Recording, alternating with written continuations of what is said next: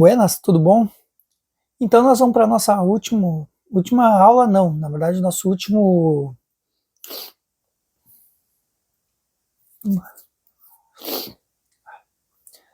Buenas. Então, vamos para o nosso último dia de estudo, no caso a sexta aula. Como eu falei para vocês, cada disciplina é dividida em 6 aulas, né? Então, dividido em 6 aulas, cada aula com 5 temas e ainda com uma questão prática ali, que dá um panorama prático. E nesse caso a disciplina é a Clínica em Bion. Na verdade, foi um psicanalista indiano, tudo que trabalhou mais focado nos psicóticos e também na terapia de grupo, ou na questão de grupo. Então foi por esse caminho que o Bion, digamos, percorreu, trilhou. E no caso do Bion também, assim, pelo que eu estudei nessas aulas aí junto com vocês, algumas coisas, claro, que a gente acaba esquecendo um pouco, enfim, daí tem que dar uma relida.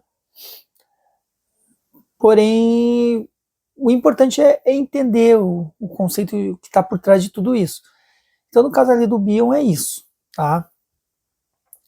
Então, o mais importante assim, que eu tiro de proveito, digamos, é a questão da terapia em grupo, ou análise de grupo, enfim, trabalhar com um grupo de pessoas, estudou em cima disso, e meio que confrontou os clássicos dos psicanalistas, a questão clássica, que de certa forma é um meio conservador, apesar de ao mesmo tempo não ser uma coisa engessada, porque tu trabalha inconsciente, então não existe uma regra, mas ao mesmo tempo eles tem a questão muito tradicional.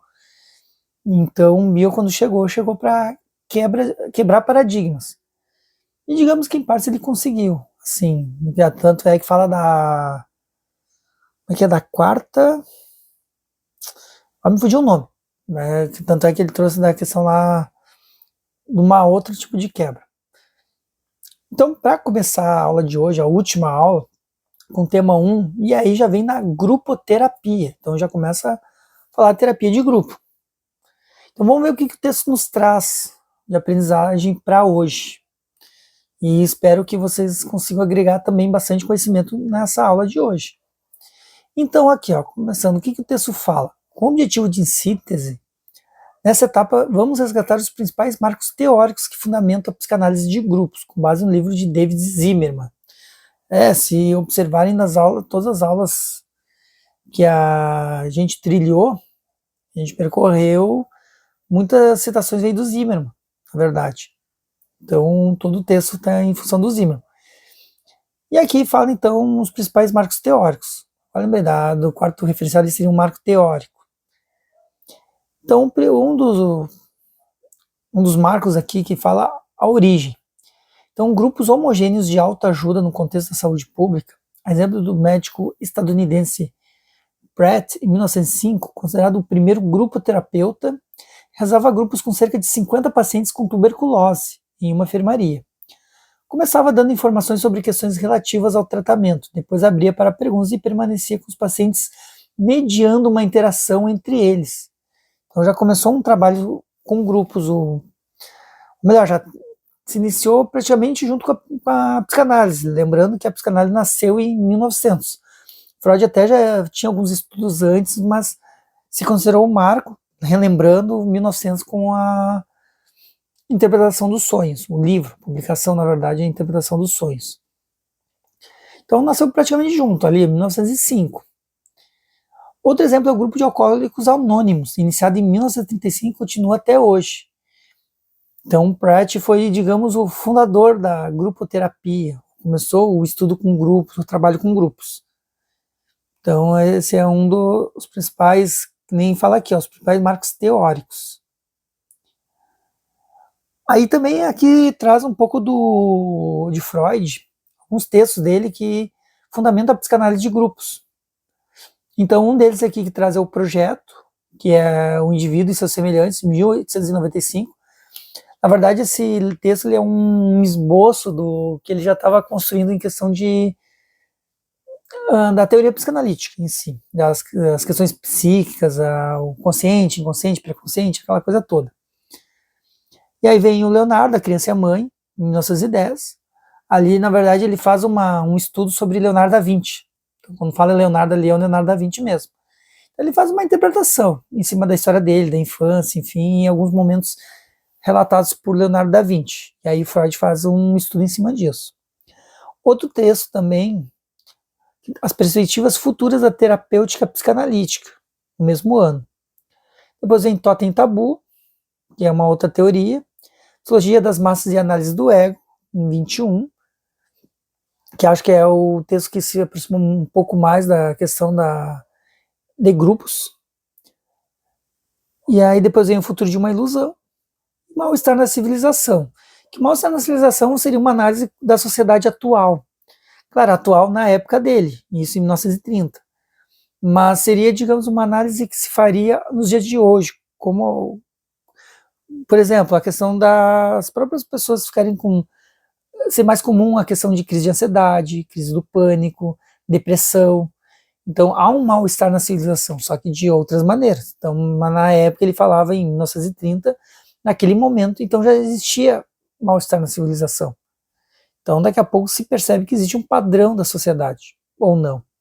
Não sei, é uma coisa a ser pensada aí. E aí aqui o texto traz outros autores importantes que são referência para a grupoterapia. Aí ele traz Moredo, que a gente já citou ele em alguns estudos aqui, Foucault, Lewin, Pichon Rivière e Greenberg, Anzu, Kuss. E no Brasil se destaca o contemporâneo Lázaro Antônio Ávila e o médico David Zimmermann, que é um dos muitos trechos que se traz aqui. Ele escreveu sobre Bion, inclusive. E aí fala que o Zimmermann ainda é reconhecido no cenário psicanalítico brasileiro como estudioso, conhecedor e divulgador da obra de Bion. Então, nada mais normal trazendo o texto de Zimmermann para cá. E aí, com base em Zimmermann, sintetizamos algumas das principais contribuições de Bion para a grupoterapia psicanalítica. Então, na verdade, o que acontece? O Zimmermann, ele estudou muito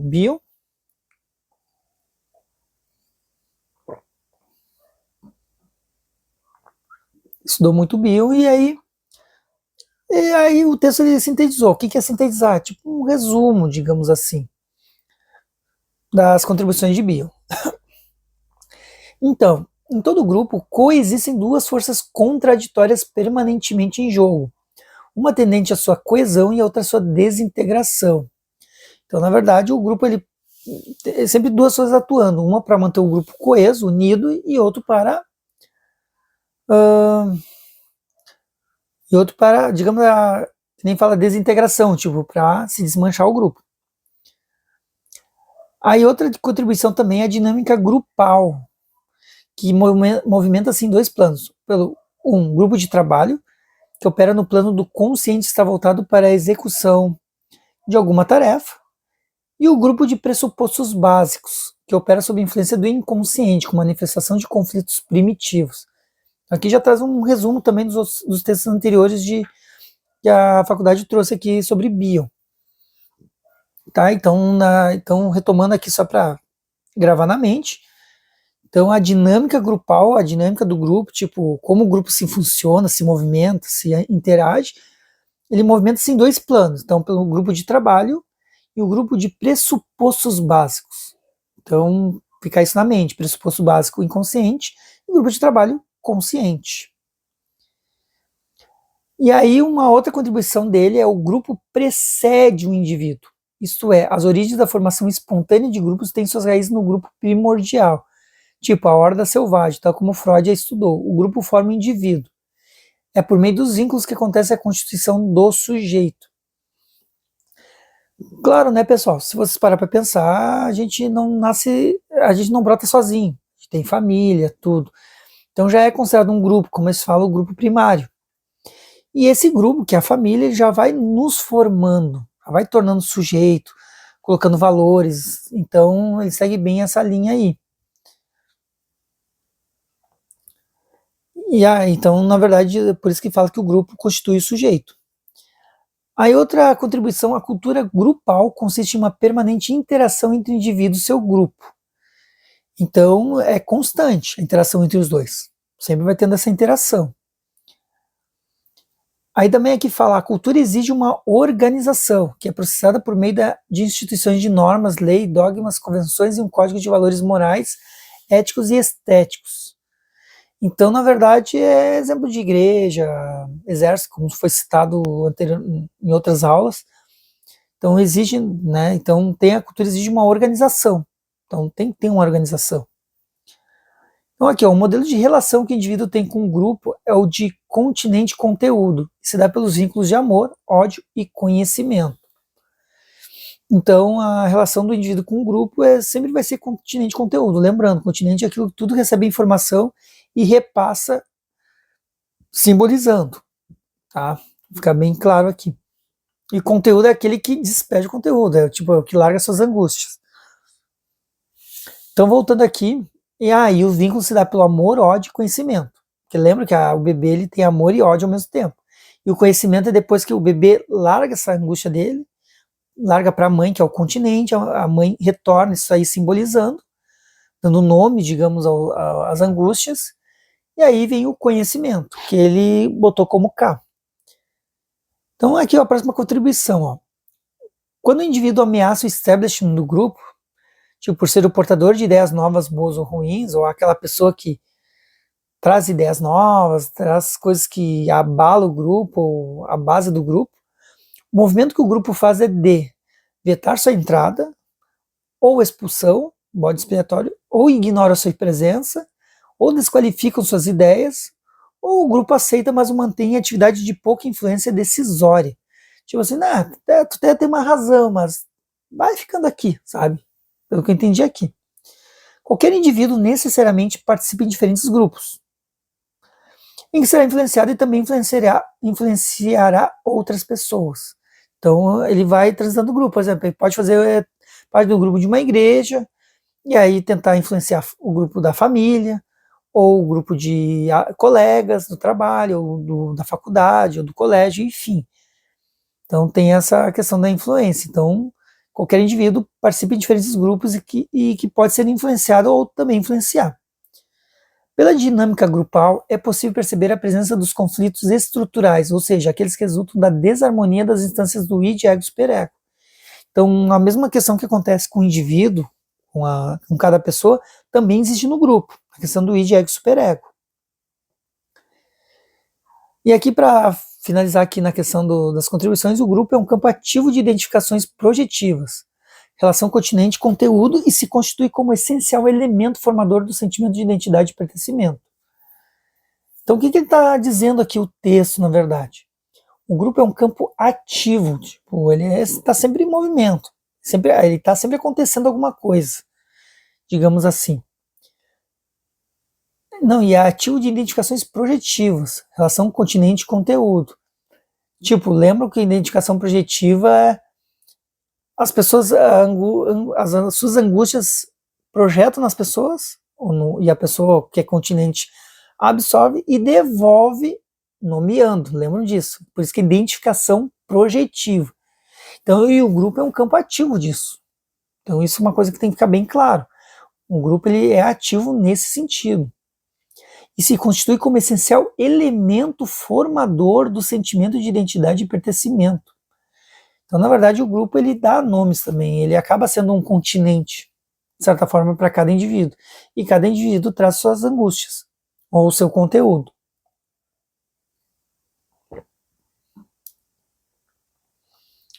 Em relação aos indivíduos do grupo e os seus papéis, Zimmermann destaca alguns que são típicos nos grupos. Tipo, meio que acontece em tudo. Então, eu tenho aqui o radar, ó. O indivíduo mais regressivo do grupo, que capta mais rapidamente os primeiros sinais de ansiedade que emergem. E por não ter capacidade psíquica de processar simbolicamente, simbolizar o que captou, expressa a ansiedade em sua própria pessoa por meio de inquietação, abandono da atividade e somatizações. Então é um indivíduo radar. Ele não consegue processar simbolicamente. Porque lembra que o bebê ele dá angústia para a mãe devolve para ele, digamos, opa,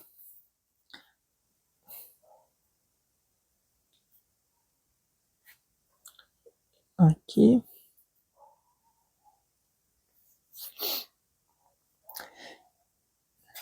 Então, o radar é o indivíduo mais agressivo do grupo que capta mais rapidamente os primeiros sinais de ansiedade que emergem e, por não ter capacidade psíquica de processar simbolicamente, captou, expressa a ansiedade em sua própria pessoa por meio de inquietação, abandono de atividades e somatizações. Então, radar é aquela pessoa, o indivíduo, que ele não processa simbolicamente. Lembra que eu falei para vocês da questão do bebê que traz suas angústias para a mãe e a mãe devolve simbolicamente? E a criança ela vai assimilando essa simbologia. Ah, agora é fome, agora quero trocar fralda, enfim. E aí, no caso, a pessoa radar ela não consegue simbolizar, ela sente um turbilhão de coisas e não consegue captar. Ela não consegue entender o que está acontecendo com ela. Então, essa pessoa é considerada uma pessoa radar, indivíduo radar.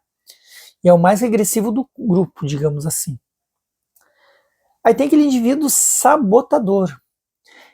Olha só, ele procura obstaculizar o andamento do grupo com conversas paralelas, negações aos assuntos debatidos, mudanças no foco do assunto, trazendo demandas fora do contexto do grupo e demonstrando intolerância com os demais membros do grupo. Apresenta atitudes que estão a serviço da resistência. Então, na verdade, é aquela pessoa que está sempre discordando de tudo, ou sempre dá o contra. Então, ele acaba sabotando o grupo, na verdade. E, por último, o porta-voz. Manifesta aquilo que está latente no grupo. Pode ser uma necessidade, uma queixa, um pedido. O porta-voz assume a comunicação em nome do grupo. Geralmente é o líder, mas tem o porta-voz, é o que traz à tona as questões do grupo. Aí Zimmermann reconhece que fica evidente no grupo os vínculos de amor, ódio e conhecimento. E ele acrescenta mais um, o de reconhecimento, que justifica a busca por aprovação e o sentimento de autoestima. Porque é aquela coisa, tu está fazendo parte do grupo, tu quer se sentir pertencente ao grupo. E aí, para se sentir pertencente ao grupo, tu tem que ser reconhecido pelo grupo. Então, aí, por isso que a pessoa acaba buscando aprovação do grupo. Essa é a lógica. E aí, concluindo aqui o tema de grupo terapia, a gente citou algumas coisas, aí vem o tema 2, que é a coordenação do grupo. Então, o que o texto nos traz aqui, coordenação do grupo? Do ponto de vista da coordenação do grupo, ao grupo terapeuta cabe funções bastante específicas. Conforme Zimmermann, os principais requisitos que, em termos ideais, são indispensáveis na formação e prática de um grupo terapeuta são... então tem requisitos aqui da questão do grupo terapeuta. Então, a primeira coisa... são bastante coisas até, hein? Então, a primeira questão aqui é gostar de grupos e acreditar nessa modalidade terapêutica. Então, tem que gostar. Capacidade de ser continente, mas acredito que isso aí é válido tanto para grupo como sozinho, tem que ser continente. Capacidade de empatia, tem que ter empatia.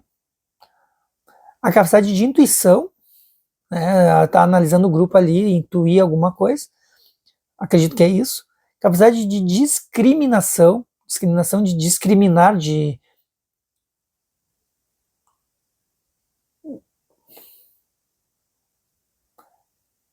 Aí, tempo para pesquisa.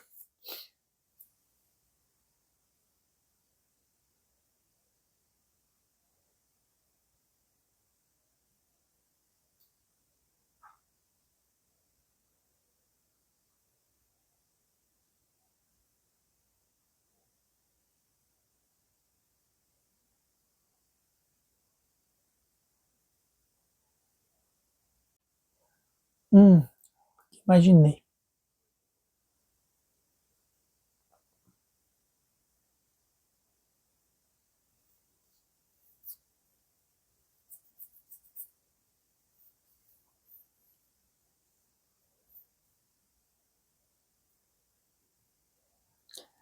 Então aqui, capacidade de discriminação, na questão de identificar a discriminação do grupo, de discriminar mesmo. Capacidade de manter-se inteiro em sua identidade pessoal e de grupo terapeuta. Senso de ética, ser um modelo de identificação, capacidade de comunicação, capacidade de extrair um denominador comum da atenção grupal, tipo, identificar uma atenção no grupo ali, e capacidade de síntese, No caso, resumir, conseguir enxergar ali assim, e produzir, no caso. Então, em relação ao contrato de trabalho, Cus e Anzu nos orientam sobre as instruções e regras dadas ao grupo, que devem estar alinhadas ao tipo de grupo e à finalidade. De modo geral, é importante esclarecer no início que no grupo a proposta é. Então, já tem que falar no início aqui. Falar sobre o que é sentido aqui e agora, e falar na sessão o que é dito sobre o grupo durante os intervalos de sessão. Então, primeiro, assim, as pessoas têm que falar o que estão sentindo no momento. Isso é muito importante na questão do grupo. Né? E aqui também fala, e falar na sessão o que é dito sobre o grupo durante os intervalos de sessão. Então, quando tiver um intervalo, para as pessoas falarem sobre o grupo. Outra questão aqui é esclarecer que na sessão a relação do coordenador é com o grupo e não haverá relação individualizada entre o coordenador com algum participante. Então, na verdade, o coordenador ele vai estar aliando só o grupo. Então, essa, pelo menos o que eu entendi aqui. E caso alguém tenha entendido diferente, comente aqui abaixo nos comentários. Então aqui, ó, a definição do lugar em que acontecerá a sessão, horário, duração, frequência, muito importante. E esclarecer qual é a função do coordenador e dos monitores ou observadores, se houver. Então isso é importante ver essas questões no início. O trabalho com grupos pode acontecer com diferentes pacientes e em diferentes contextos. Quando se tratar de pacientes neuróticos e fora de situação de crise, em que não se observe vulnerabilidades importantes, as sessões podem ter duração de aproximadamente 2 horas. Olha que interessante isso. Não precisa nem ser o comum 50 minutos. Equivalente a 2 sessões individuais de 50 minutos. No entanto, quando se tratar de grupos com pacientes hospitalizados ou psicóticos, é conveniente que não seja ultrapassado o tempo de uma sessão, que é de 50 a 60 minutos. Até porque também acredito que não seria proveitoso, e quem é doente ou quem é enfermo acaba. É ruim a pessoa estar ali mais de 1 hora, dependendo do grupo, né?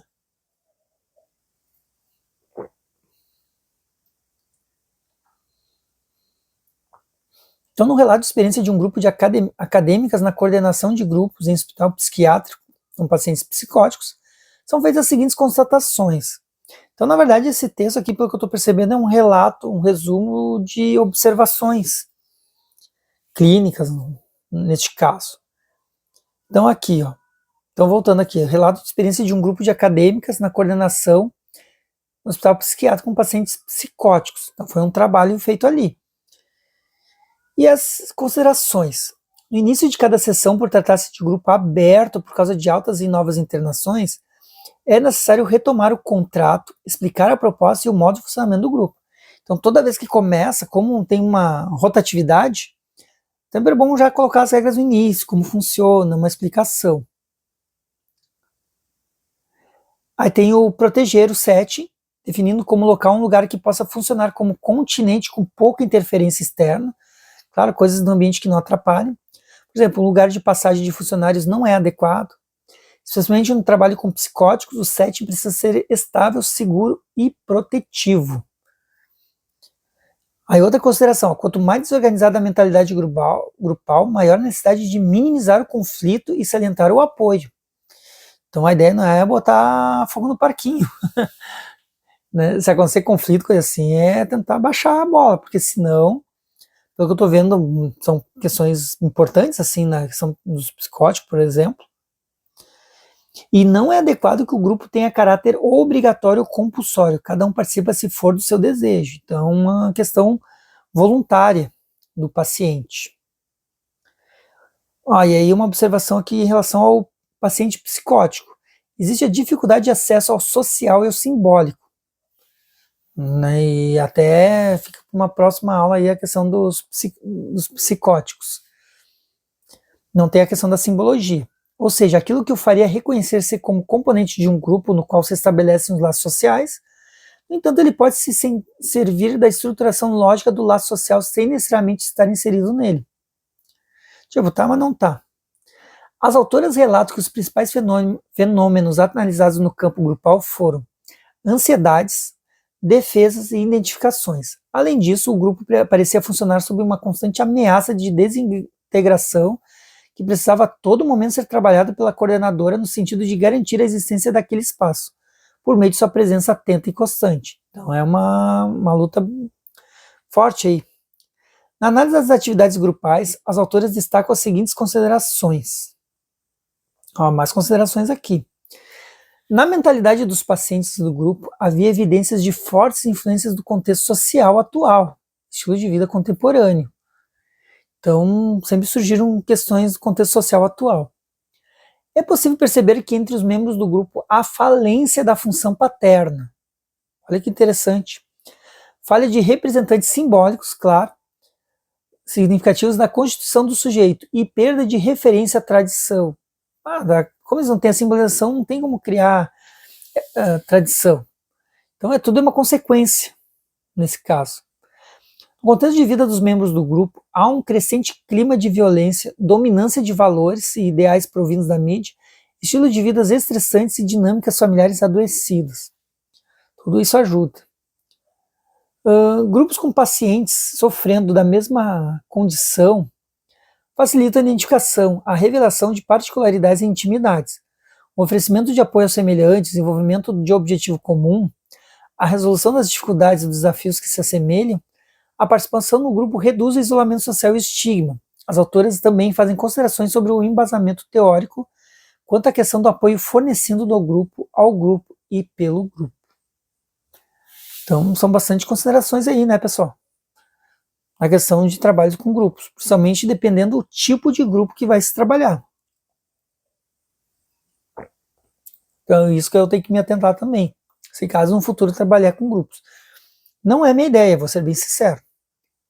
Eu pretendo a minha terapia focar em indivíduos. Mas a gente nunca sabe o dia de amanhã também. Então é importante a gente ter esse conhecimento. E aí vem o tema 3, que configurações vinculares. Será que é sobre família? Vínculos? Vamos ver. E aí o Laszlo Ávila, lembrando que apesar de ter o nome Laszlo, é brasileiro, escrevendo sobre a perspectiva psicanalítica acerca dos grupos, se utiliza da metáfora da cebola para explicar que o indivíduo é formado por meio das relações subjetivas que estabelece ao longo da vida. A teoria dos grupos nos diz que se formos descascando tudo do indivíduo, não acharemos núcleo nenhum, pois não há um eu verdadeiro. No mais íntimo do indivíduo encontraríamos a relação e os vínculos com os demais. Essa teoria atua como a quarta ferida narcísica. Esse era o nome.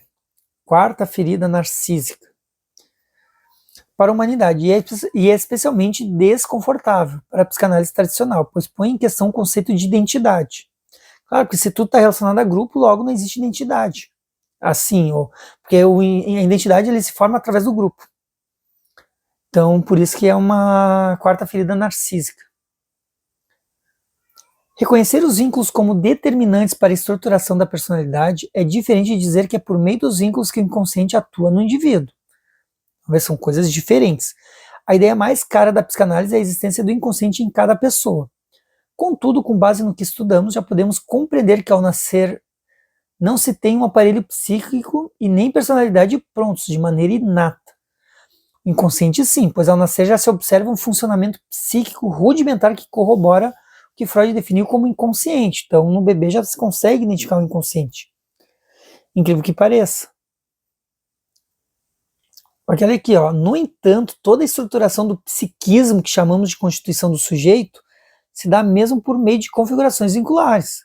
Então o sujeito ele se forma por causa do vínculo com as pessoas, com a família. Então esse é o ponto importante. Foi a teoria de dinâmica de grupo que caracterizou as relações parentais como o grupo primário de relação de indivíduo, abrindo caminho para a teorização das configurações vinculares no grupo secundário, que aí vem amigos, colegas de trabalho, membros de um mesmo time, partido, religião, escola e assim por diante. Aí Zimmermann explica as configurações vinculares usando o exemplo das notas musicais do, ré, mi, fá, sol, lá, si. Cada uma tocada isoladamente produz um som, mas quando vinculadas entre si formam uma música. O mesmo pode ser pensado sobre as letras de um alfabeto e os números que, quando vinculados, produzem novos sistemas, novos signos, novas configurações. E isso mostra o quanto um elemento interfere na identidade do outro quanto em grupo. Interessante, hein? E as notas musicais não deixam de ser o que são individualmente, mas elas também podem ser parte de outro sistema quando vinculadas às demais. Pô, ótimo exemplo, hein? Notas musicais. E realmente, o dó vai ser sempre dó. E não vai perder a individualidade do dó. Mas em combinação com as outras notas, forma uma música. Que é totalmente diferente. Mas ali o dó não perdeu a essência dele de ser dó. Então, achei uma ótima analogia. E vínculo significa união, ligadura, atadura de características duradouras. Em sua raiz encontramos a palavra vinco, que nos remete a pensar em marcas, rugas, delimitando de alguma maneira as partes que fazem parte do mesmo tecido. E aí em seu livro Os Quatro Vínculos de Zimmermann, ele reconhece que foi Bion quem aprofundou, sistematizou e divulgou por todo o universo psicanalítico as múltiplas facetas dos vínculos e das respectivas configurações vinculares. Então aí o que o Bion trouxe de diferente.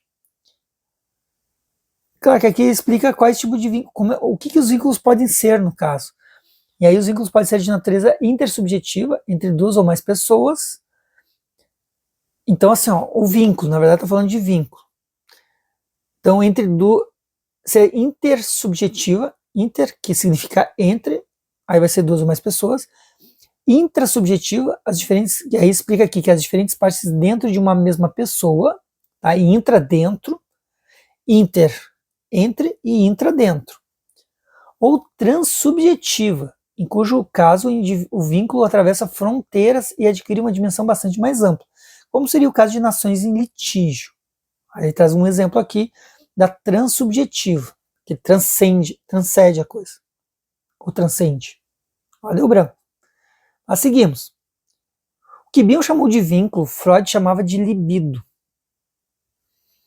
E o complexo de Édipo, por exemplo, que envolve intenso investimento libidinal, poderia ser definido por Bion como vínculo edípico ou de configuração edípica. E assim como Freud explorou o investimento libidinal, o amor no caso, Melanie Klein explorou os mecanismos de defesa de projeção de ódio quando tratou da clivagem do seio bom e do seio mau. Né, lembrando assim rapidamente das aulas passadas do seio bom e seio mau, que a criança no primeiro momento ela acha que é uma coisa só. E quando ela começa a assimilar que a mãe demora, que existe um outro ser ali, uma outra pessoa, e aí o que acontece? Enquanto ele está sendo amamentado, aquele seio para ele é o seio bom. E quando ele vê aquele seio que não chega nele, que ele está com fome, aí é o seio mau. E aí depois até é uma decepção, porque quando ele descobre que o seio bom e o seio mau é a mesma coisa. Aquela história, parece que tu enxerga duas pessoas ali numa mesma, uma pessoa boa e uma pessoa má. E quando descobre que as duas questões são a mesma pessoa, é surpreendente mesmo. E aí que seriam todos os conteúdos angustiantes projetados para fora. Então Bion resgatou essa fundamentação teórica em Freud e Klein e elaborou sua teoria chamando de vínculo e acrescentando o conhecimento K, o vínculo K. Então começando com os 4 vínculos que ele elaborou, uma metodologia, ele começou com o vínculo L, que o L vem de love, de amor. Qual é o vínculo L? É o acolher, recepcionar, desintoxicar e devolver o conteúdo oportunamente, de forma nomeada e organizada, função alfa. E revere que é a comunicação. Então é aquela coisa, devolve o conteúdo simbolizado. Aí tem o vínculo H, que é o de ódio, hate. Então, conteúdos angustiantes evacuados, projetados no outro. Aí tem o vínculo K, que é o conhecimento, conexão entre emoção e pensamento, um modo primitivo de pensar e de simbolizar. E aí, entre os psicanalistas contemporâneos, o brasileiro David Zimerman propôs um quarto vínculo, qual chamou de reconhecimento, que antes não se tinha, se falava só dos 3, no caso do Bion. E qual seria esse reconhecimento, então? Ânsia que todo ser humano apresenta de ser reconhecido pelos demais como uma pessoa querida, aceita, desejada e admirada pelos seus pais. Implica autoestima. Então aí ele achou importante também entrar com reconhecimento, ser reconhecido pelo grupo. E é pela relação entre continente e conteúdo que esses vínculos acontecem, e a depender da competência do continente, no caso do analista, para acolher e processar as angústias, que seria o conteúdo do filho, os vínculos serão sadios ou patológicos, o que implicará o comportamento social das pessoas e na própria qualidade de vida. E Bi usou o sinal de menos para simbolizar a ocorrência de vínculos patológicos. Caso quando tem alguma... Não é um vínculo que tu busca, que tu aprende, eu quero ser de esquerda ou de direita, não. Às vezes é por questão que acaba acontecendo, sei lá, grupo de pessoas enfermas ali no hospital com a mesma doença. Aí eles formam um grupo para discutir ou fazer grupo de apoio, enfim. E aí, no penúltimo tema da nossa aula, vem o desenvolvimento da capacidade simbólica, que só pelo próprio nome já diz, desenvolvimento da capacidade simbólica, o que significa? O que eu estou lendo aqui no título. Na verdade, ele vai explicar como é o desenvolvimento da capacidade do bebê simbolizar as coisas. Lembra que o psicótico ele não consegue simbolizar, porque não teve essa simbolização em nome do pai, que foi trazido por Lacan. Então não tem a capacidade de simbolizar. Isso é ruim, porque tem uma série de angústias e tu não sabe o que está acontecendo contigo. Tu sabe que está acontecendo coisas ruins, mas tu não tem ideia, tu não consegue simbolizar, não consegue dar nome aos bois, como se diz. Então aqui, agora esse tema 4 é como se desenvolve a capacidade simbólica. Como é que o bebê ele vai desenvolvendo isso? Então aqui, com base na teoria do pensar, ou teoria do pensamento, sabemos que é por meio do vínculo K, que K é de knowledge, que é reconhecimento, que segundo Bion se dá a passagem do processo primário, que é o princípio do prazer, para o processo secundário, que é o princípio da realidade. E que para isso o psiquismo precisa ser capaz de tolerar frustrações. Sabemos também que será por meio de um cuidador que, exercendo a função materna, ajudará o bebê a conectar sensações, emoções com o pensamento. O que está acontecendo nesse processo é o desenvolvimento da capacidade de simbolizar. Tinha dito para vocês antes. O pensar é resultante de um processo que se inicia com a elaboração das experiências sensoriais e emocionais. Então, na verdade, o ponto que Bion está trazendo aqui é que o que faz o desenvolvimento da capacidade de simbolizar é o pensamento, é o pensar, o ato de pensar. Então, se o bebê não pensasse, logo nós adultos também não pensaríamos e também não teríamos capacidade de simbolizar. Então, o que está dizendo aqui? Que o pensar é resultante, um resultado de um processo que se inicia com a elaboração das experiências sensoriais e emocionais, colocando dessa forma a emoção no centro do significado da vida psíquica, o que contraria tudo que até então se afirmara sobre o pensar como um processo intelectual. Então a mãe operando com revere, empatia, capacidade de receber as identificações projetivas realistas do bebê e elaborando-as em significados pela sua função alfa, que a função alfa é todo o contexto.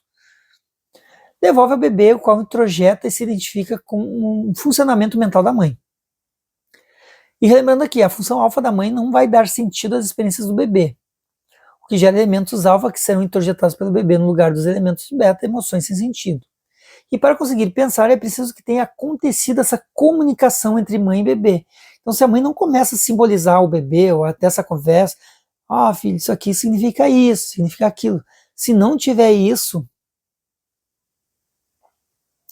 não vai ter o ato de pensar. Olha que interessante isso. Então, para conseguir pensar, é preciso que tenha acontecido essa comunicação entre mãe e bebê. Forte essa questão. E a mãe devolve o conteúdo de forma simbolizada e o bebê começa a formar imagens oníricas entre o sonho e o pensamento, que representa a passagem do biológico para o mental. Então vamos acompanhar alguns trechos do relato de um caso clínico em que o desafio foi passar do vínculo amor-ódio para o vínculo conhecimento. Então, primeiro aqui traz informações sobre o paciente. Então, o paciente Hugo, um menino de 8 anos, qual é a queixa dele? Dificuldade de aprendizagem. A história de Hugo contada pela mãe na primeira entrevista de avaliação. E aí, aí o relato, o que acontece? Informações. Ameaça de aborto no primeiro trimestre, que deixou a mãe insegura dali por diante. Amamentação desde a maternidade, mas Hugo demorava muito para mamar e chorava tanto que após 15 dias passou a receber leite na mamadeira. No terceiro mês, os pais acrescentaram sopa e insistiam muito para ele comer, forçavam e ficavam furiosos com a recusa. Até hoje é uma guerra na hora das refeições. Então tá trazendo coisa de infância aqui, de quando era bebê. Impressões iniciais, atividade projetiva dos pais no bebê. Olha só, hein? os pais projetando a angústia deles no bebê. Isso, pessoal, é muito comum isso, né? Quantos pais a gente não vê aí, às vezes, quando briga com a criança, sei lá, tem um dia estressado e desconta na criança. Então, fazem uma projeção na criança. Olha que horrível isso, mas acontece. Às vezes de xingamentos que não precisariam. Então, assim, aí em impressões iniciais da atividade projetiva dos pais no bebê, pais não tinham capacidade de aguardar, de suportar a demora do bebê. Então, projetaram em cima do bebê as suas angústias. Com o analista, no lugar de um diálogo, Hugo fazia um jogo de adivinhações. Por causa da dificuldade de aprender, passava horas fazendo lições com a mãe do lado, emoção que poderia ser semelhante à assistência para engolir as colheradas. Então, durante essas sessões, Hugo tinha uma atitude violenta, tirando uma bola de massinha com força nas almofadas, batendo nas almofadas com uma luva de boxe. Quando a analista pedia uma pausa para tentar entender o que estava acontecendo ali, ele tolerava muito mal e apressava para continuar o jogo. Tipo, uma resistência aí, uma defesa. Se a analista não retomasse a atividade com os brinquedos, ele interrompia o contato e parece que entendia a atitude da analista, como uma recusa a acompanhá-la na atividade prazerosa, a luta. Então, em determinado momento do processo, a analista sugere substituir a luta com almofadas e dramatizar com uma família de bonecos. Hugo agrediu os bonecos violentamente até que disse: estão todos mortos, só sobrou o bebê. Olha que interessante isso. Claro, no mínimo o bebê era ele. Vamos ver se isso se confirma. Nas sessões seguintes, ele esvaziou uma caixa e pediu ao analista que jogasse uma bola, que era a luva de boxe, tentando acertar a caixa vazia, enquanto ele defendia, colocando-se na frente da caixa. E aqui fala a intervenção da analista. Ó. Estamos começando de novo. Tem um bebê que está começando a comer, mas resiste. E tem uma mãe que tem que ser esperta para conseguir que ele pudesse algo dentro da sua boca. Hugo escutou e na sequência defendia menos, de modo que a bola entrava mais vezes na caixa. Nas sessões seguintes, seguiram as brincadeiras de incorporação, fazer entrar. Luta em alguns momentos, Hugo ia até a pia tomar goles de água e manifestou raiva e frustração. Aos poucos foi acontecendo um diálogo. Hugo passou a ouvir mais analista, deixar entrar, e isso ajudou na capacidade de simbolizar. Hugo simbolizava por desenhos. Na vida escolar passou a se envolver mais com esportes, melhorou a expressão dos sentimentos e o aproveitamento escolar. Então por isso que a psicanálise ela é importante, ela causa isso nas pessoas, essa mudança.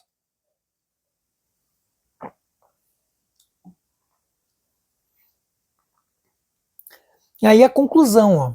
Hugo aprendeu a pensar por meio das suas próprias emoções, aprendeu a criar símbolos, a representar por meio de imagens gráficas pela dramatização.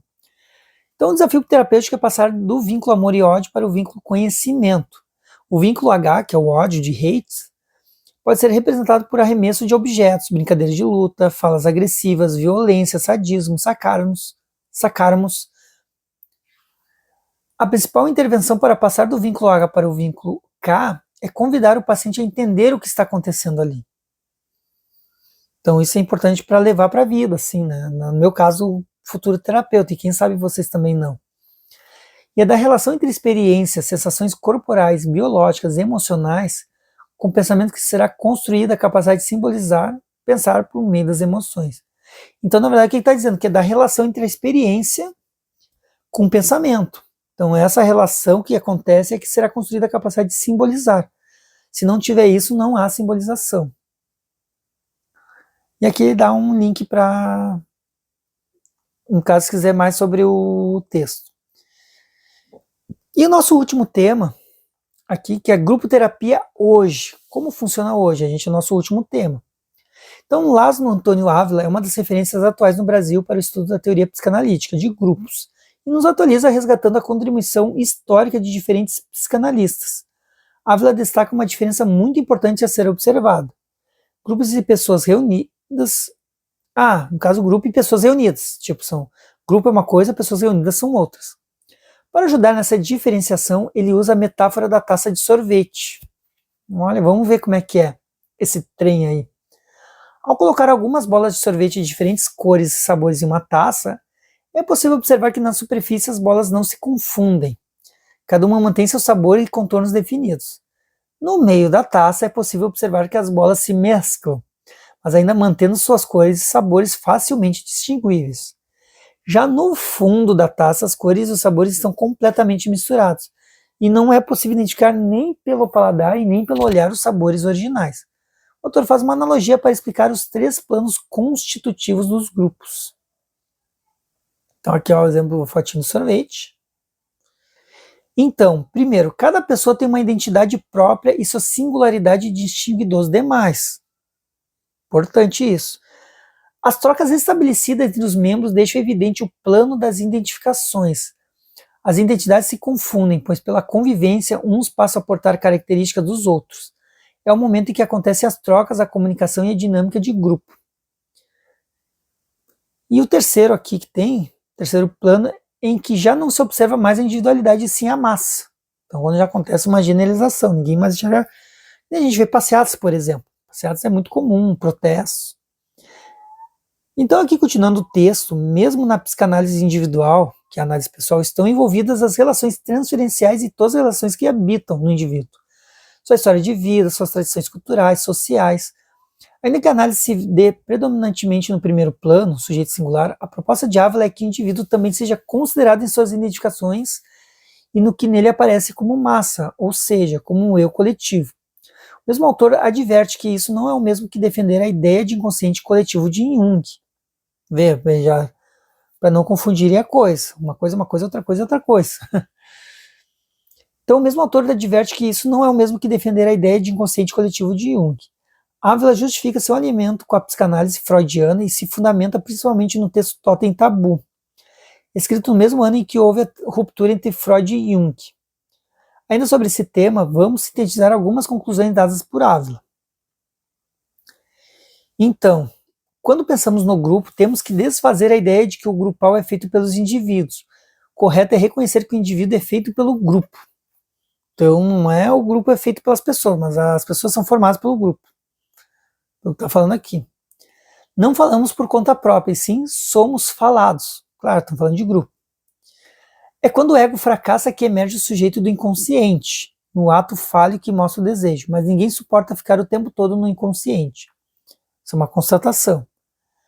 O indivíduo aparece no ego, que já é um produto das configurações vinculares. E o mais difícil é conceber o transubjetivo, aquilo que é produto da massa em nós, que nos faz perder os contornos e a singularidade. Então, com base na percepção anteriormente apresentada, podemos identificar o quanto ainda é um desafio a institucionalização das grupoterapias nas escolas de psicanálise. Quando se trabalha com grupos, é bastante frequente observar que a concepção teórica do psicanalista o faz analisar singularmente cada um dos membros. Tipo, ele começa a focar em cada pessoa, ele não vê o grupo inteiro. Né? Então, no caso, psicanálise em grupo. Ao invés de analisar a mentalidade grupal como sendo um único paciente, que seria a psicanálise de grupo. Então, aqui no caso, assim, quando ele analisa singularmente cada um dos membros, ele faz psicanálise em grupos, tipo, ele está atuando psicanálise no grupo, mas não sobre o grupo, que aí é o de grupo ali. Fica mais fácil quando os grupos são homogêneos e se formam já na origem, por conta das suas identificações, que seria o plano intermediário da metáfora da taça de sorvete, como eu já li agora há pouco. Por exemplo, pacientes enlutados pelo Covid, grupo de alcoólicos anônimos e assim por diante. Se a psicanálise surgiu em um contexto epidemiológico marcado pela histeria, o que temos hoje é um contexto marcado pela ansiedade e depressão. Um dos objetivos para o desenvolvimento sustentável é a saúde e o bem-estar. Um dos indicadores de análise e monitoramento da taxa de mortalidade por suicídio. E aqui fala da ODS, que é uma sigla para os Objetivos de Desenvolvimento Sustentável, e aí tem toda uma explicação aqui. Eu acho que aqui não cabe muito para o nosso texto.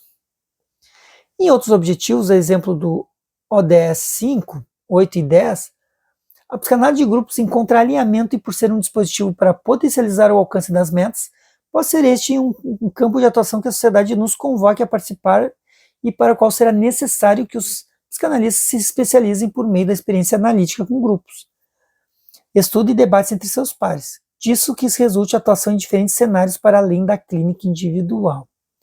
E aí traz a prática aqui. E um primeiro exemplo prático que precisa de destaque é a clínica do autismo. Olha que interessante. Precisamos compreender que a formação do vínculo K não depende só da capacidade materna de reverem. da habilidade para exercer a função alfa. No autismo, há outros determinantes que limitam a capacidade do bebê para a formação de vínculo K, quando ocorre em casos mais graves. As mães de crianças autistas sofreram muito quando prevalecia a hipótese de ser a culpa da mãe, ou de serem acusadas de mãe geladeira. Bill e outros médicos psicanalistas reconhecem condições clínicas inatas no bebê que podem impedir ou limitar o desenvolvimento da capacidade de simbolização. Conectar a emoção com o pensamento é uma experiência diária e muito frequente. Quando o bebê tem as condições biológicas suficientes, aprende a simbolizar com suas mães e repetem o resto da vida. Já um exemplo prático em relação aos grupos, são diversos grupos dos quais participamos. Um deles, e cada vez mais necessário na atenção à saúde mental, é a participação do psicanalista como membro de uma equipe que atuam outros profissionais, os próprios psicanalistas aqui na questão de grupo. Uma equipe de trabalho é um grupo no qual participamos como membros e nem sempre temos um líder. Será preciso negociar funções, expectativas e o modo de funcionamento do grupo. Em grupo, exercemos a capacidade de ser continente e de projetar nossos conteúdos esperando continência. A cada conflito ou angústia, precisamos parar para entender o que está acontecendo ali. Já existem algumas experiências muito bem-sucedidas para o trabalho de psicanalista como membro de uma equipe e grupo multiprofissional. O dispositivo da clínica ampliada é uma delas. Por meio desse modelo de atuação, o psicanalista amplia sua interface com outros profissionais envolvidos no processo de cuidados, sem perder sua identidade e sua ética. É um exemplo de atuação em equipe interprofissional na qual o psicanalista faz parte. Então encerramos por aqui, pessoal, o nosso estudo sobre a clínica em bio. Espero que tenham gostado. Eu estou adorando fazer essas leituras assim, estou conseguindo aprender melhor. E aí espero vocês na próxima disciplina aqui. Qual será? Fica aí surpresa para vocês. Valeu!